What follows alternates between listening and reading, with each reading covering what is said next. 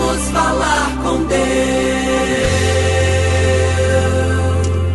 Olá, queridos, bom dia, graça e a paz do nosso adorado Senhor e Salvador Jesus Cristo. Vamos lá, vamos sim, vamos falar com Deus em mais uma manhã de palavra profética, em mais uma manhã de campanha, buscando a presença do nosso adorado Senhor, pedindo que Ele venha nos revestir de algo novo, de um sentimento novo, de uma porção nova. Afinal de contas, a vida não é constituída só de lutas, só de fracassos, só de pelejas, só de reveses, de maneira alguma. Não foi à toa que Deus constituiu o mundo com vales e montes, para que nós pudéssemos horas estar em cima, horas embaixo, horas passando por lutas, horas também vivenciando as bênçãos que Deus tem para a nossa vida. É por isso que nessa manhã eu estou aqui, juntamente com você, para que nós venhamos um sustentar o outro na fé.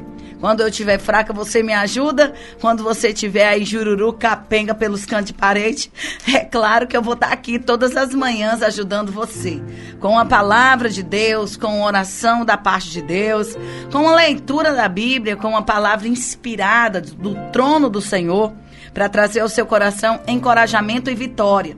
Muitas pessoas têm me ligado nessas últimas horas, compartilhando bênçãos que têm recebido ao longo dessa nossa caminhada de jejuns, né? Nós estamos já no nosso 17º dia hoje, se eu não me engano, 17º dia hoje de jejum e oração por essa campanha de 40 dias, mas em contrapartida nós estamos já vindo de 25 dias.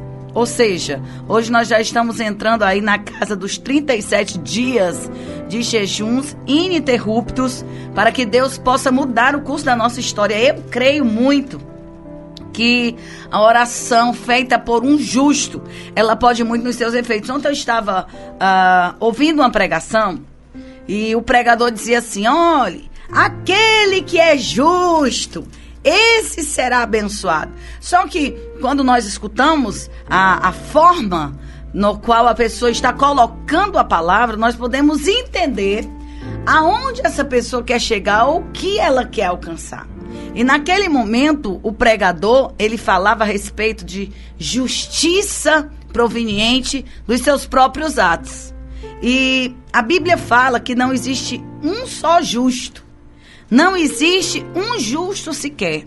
Então é muito infeliz aquele que pensa que vai ser abençoado por méritos próprios, por força do seu braço, por ocasião, sei lá, do seu próprio esforço. Me desculpa, querido, mas se você pensa assim, tá na hora de você rever os seus conceitos e ler um pouco mais o cânon sagrado. Tá na hora de você ler um pouco mais a Bíblia e saber, é claro, que aquele que é nascido no Cristo Todo-Poderoso, aquele que tem recebido de Deus as bênçãos que imerecidas, certamente se tornará um ser pelo menos grato a Deus pelo muito do que Ele tem feito pelas nossas vidas, que tem sido o meu caso. A questão de não pecar, a questão de não me entregar às dissoluções, às vontades da minha própria carne, os meus desejos, os meus anelos, nada mais é do que uma forma de demonstrar para Deus a gratidão que Ele tem sido tão bom na minha vida, que não valeria a pena qualquer coisa que me afastasse de Deus ou entristecesse o coração dele. Eu acredito que Eclesiastes capítulo 3, como a irmã me mandou ontem de madrugada, quando eu estava orando, ela me mandou essa mensagem, se eu não me engano ela é não me lembro bem, eu sei que ela é de fora daqui da cidade. E ela dizia: pastora, Deus manda te dizer que há um tempo para tudo, então se aquiete. E aquela palavra veio para mim como resposta. E é isso que eu tenho para dizer para você nesta manhã. A nossa justificação, ou seja, os presentes que nós ganhamos de Deus, não é proveniente dos nossos atos de justiça. Porque a Bíblia fala em Eclesiastes, não, minto, em Isaías 64, versículo 4, que a nossa justiça própria, que os nossos atos de justiça para Deus não passam de trapos de imundícia. Então, é por isso, é nesse contexto que eu quero entrar com você nesta manhã. Que Deus, o Senhor, é quem nos justifica. É dele que vem as nossas vitórias. É ele o provedor das nossas bênçãos. É ele quem abre as portas. É ele quem nos conduz em triunfo. Às vezes que eu agi, movida pelos meus impulsos, pelas minhas vontades, pelas minhas decisões movidas pela raiva, ou por que não dizer, até por situações que eu julguei que seria o ápice da minha vitória, da minha alegria. Eu confesso a você que eu quebrei a cara. Então, é melhor nós começarmos devagarinho e irmos bem longe do que nós começarmos de ir com força e ter que recuar no meio do caminho. Foi o que eu preguei essa semana. Existem muitas pessoas que começam N projetos, mas do meio pro fim se acaba e não dá em nada. E não é isso que nós estamos ficando velhos. Eu tenho dito isso pra vocês. Eu já tô ficando velha, eu não tenho mais tempo pra brincar. E eu acredito que você, que nem eu também, não tem mais tempo para estar apostando em nada. Nós temos literalmente que andar com os pés no chão, saber aonde nós estamos indo, porque com certeza, se você quer chegar num objetivo, num projeto, e não traçar aí para você uma retórica, uma linha, um traço, até que você chegue ao seu porto desejado, eu digo para você, você vai ficar que nem o povo no Egito, rodando em círculos e não vai chegar em canto nenhum. Então, a palavra que Deus coloca no meu coração hoje é que nós devemos a cada dia, pela nossa gratidão em Deus, saber que a morte de cruz nos justificou. Vamos aguardar no tempo do Senhor, porque com certeza esse tempo vai romper e o nome do Senhor vai ser glorificado. Então, nesta manhã, pode ter certeza, se você está na caverna por ocasião de um temor, por ocasião de uma ameaça, por ocasião de alguma luta que te levou para essa caverna, que nem é o caso da nossa campanha. Elias estava na caverna,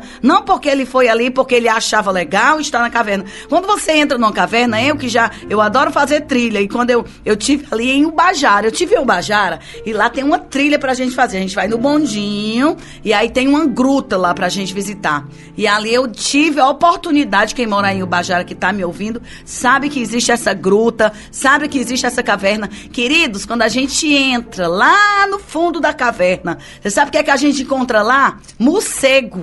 A gente encontra lá muito bicho. E isso não é legal. E até fete do lugar é. Então ninguém vai pra caverna porque simplesmente quer ir passear lá, não. Só se for eu e alguma daquelas pessoas que vão visitar uma caverna aqui em Ubajara, em Fortaleza, aqui no Ceará. Ou melhor, no Ceará, né? Que vai ser, com certeza, parte da trilha daquele passeio. Mas você ir espontaneamente, para estar lá naquele lugar, como uma estadia, como um hotel para você ficar, me desculpa, mas você não vai não. Só vai para a caverna quem está vivendo um momento de ameaça, um momento de tribulação, um momento de solidão e está em fuga, em busca de se esconder e se proteger. Quando Elias saiu para a caverna, era uma situação que ele levou àquela situação porque ele estava querendo proteger a sua própria vida de morte. Porque o homem traz consigo mesmo, na sua formação humana, a própria condicionante de se proteger em momentos de adversidade. Perceba que quando você vai cair, a primeira coisa que você faz é colocar as mãos para se sustentar, porque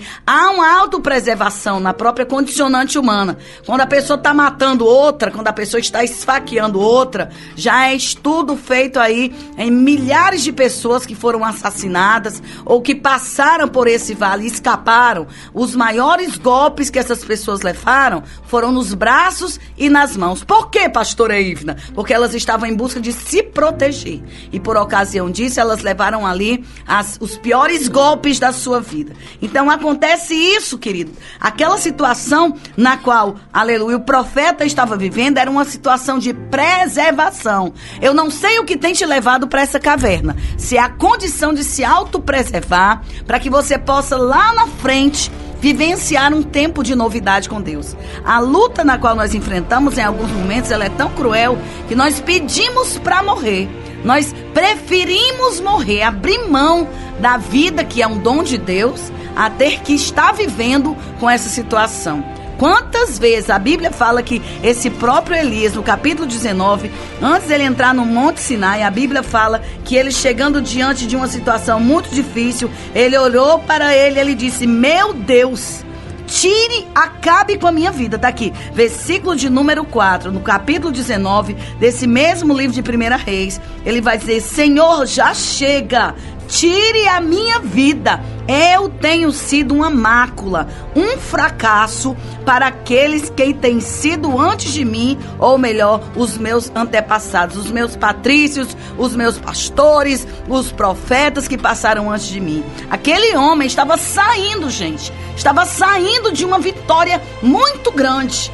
Mas normalmente depois de algo que nós conquistamos, muito grande na nossa vida, vem a pressão da cobrança. E foi isso que aconteceu com este varão. Eu não sei se isso está acontecendo com você neste exato momento. Você está se sentindo angustiado, perseguido, devido a um feito que você está fazendo para que você esteja bem, para que as coisas que estão em tua volta sejam beneficiadas de forma positiva. A Bíblia fala que naquele momento ele pediu a morte, só que Deus não escuta toda oração.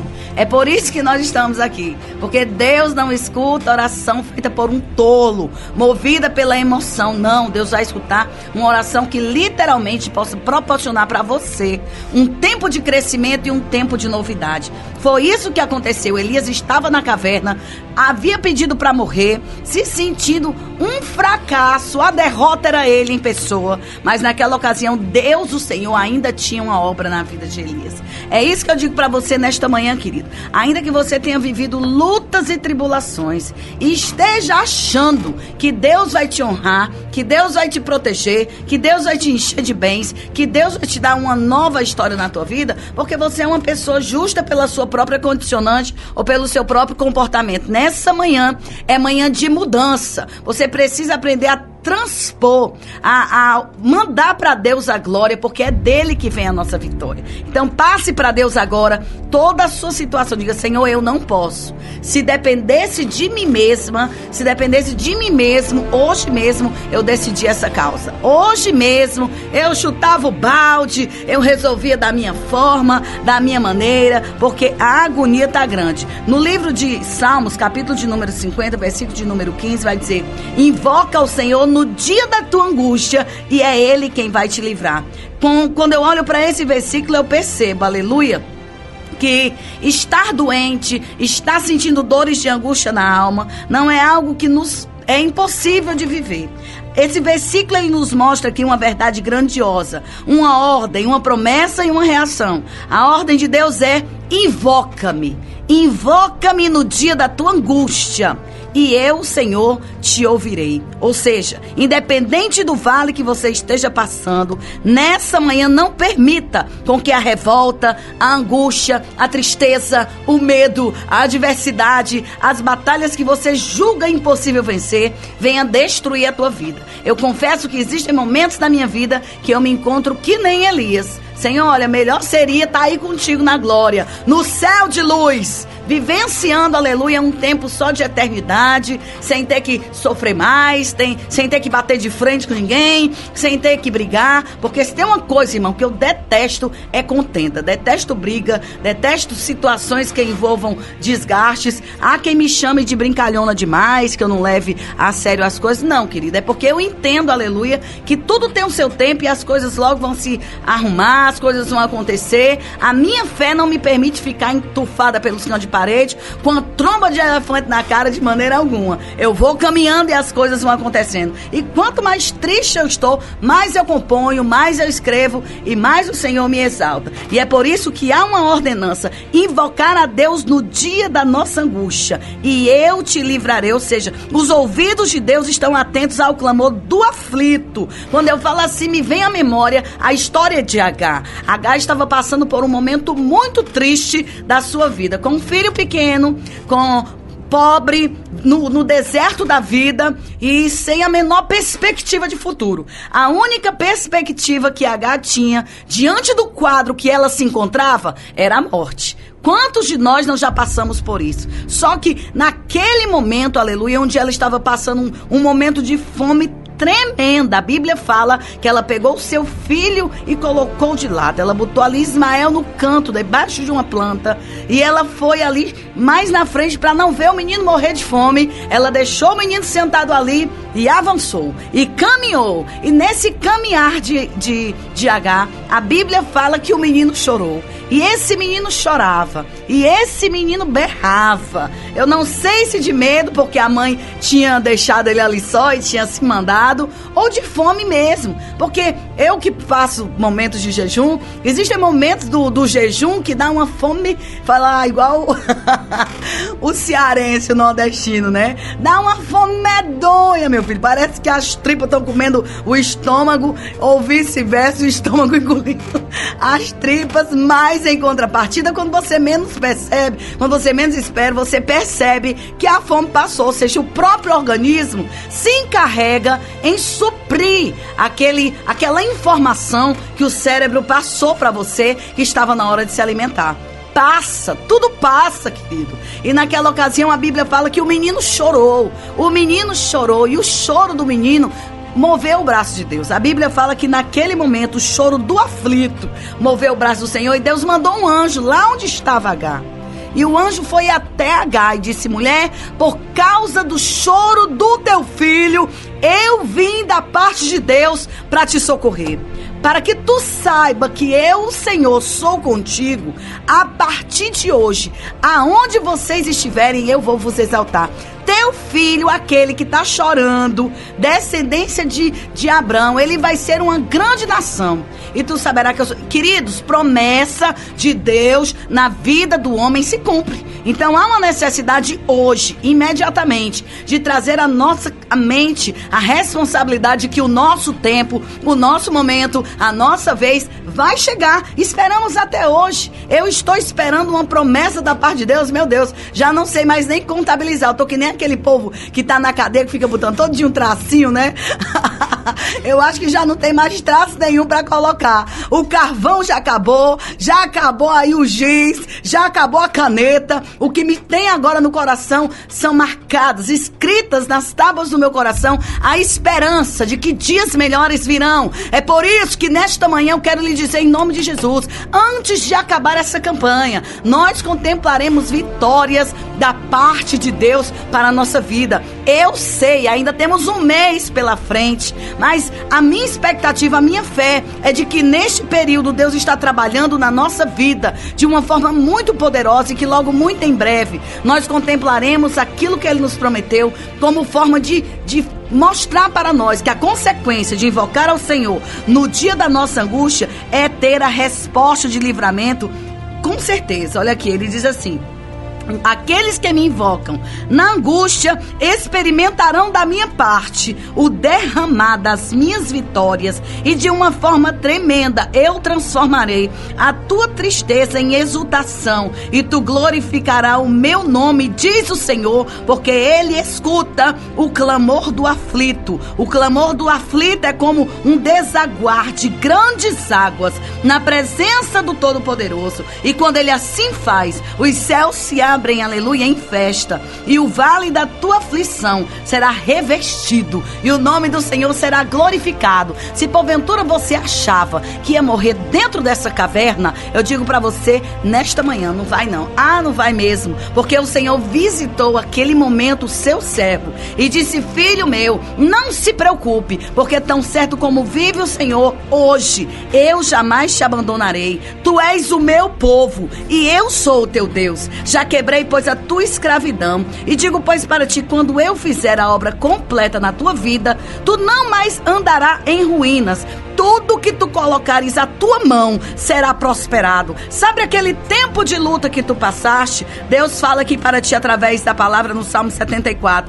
Tu já não mais se lembrará dele, porque ele virará para ti como verdadeiro ensinamento de que a tua perseverança em Deus te trouxe como sinal de vitória um tempo de exultação. Portanto, nesta manhã, se estamos vivendo um tempo de buscar, desçamos comprometidamente na presença daquele que não falha. Queridos, o nosso Deus, Ele é Senhor. Ele vê, Ele sonda, Ele conhece, Ele cria, Ele levanta, Ele defende, Ele trabalha, Ele age, Ele bota por terra toda ação que vem para nos explorar. É por isso que nessa manhã eu quero convidar você a orar. Eu quero convidar você a descer comigo. Eu quero convidar você a perseverar. Na nossa perseverança, nós alcançaremos os nossos objetivos. Nessa manhã, eu não tenho a menor dúvida de que Deus, o nosso juiz, o nosso advogado, pelas nossas vidas está a pelejar. Eu não me esqueço mais da palavra que Deus me deu na madrugada, aleluia. E o Senhor falava para mim: Ivna, assim como eu, Senhor, modifiquei, pois, a história do meu povo por causa da sua perseverança, assim eu também mudarei o curso da tua vida. Nesta manhã, querida, eu quero deixar para você o Salmo 105. Quando você estiver aí sem fazer nada, para o que tu estiveres fazendo, senta, pega a Bíblia Sagrada e leia o Salmo 105 e o 106, que você vai enxergar ali os feitos da bondade do Senhor sobre a vida daqueles que o constituem como Deus e confiam nas suas promessas. Foi isso que aconteceu. A Bíblia fala de forma clara que o Senhor ajudou de forma tremenda e a sua presença era notória na vida daqueles que os constituía como Senhor. Aí ele vai dizer aqui de forma clara no versículo 5 e 6: vocês, descendências de Abraão, servo do Deus vivo, escolhido de Deus, lembrai-vos, pois, dos feitos e das grandes maravilhas que eu tenho por vós realizado.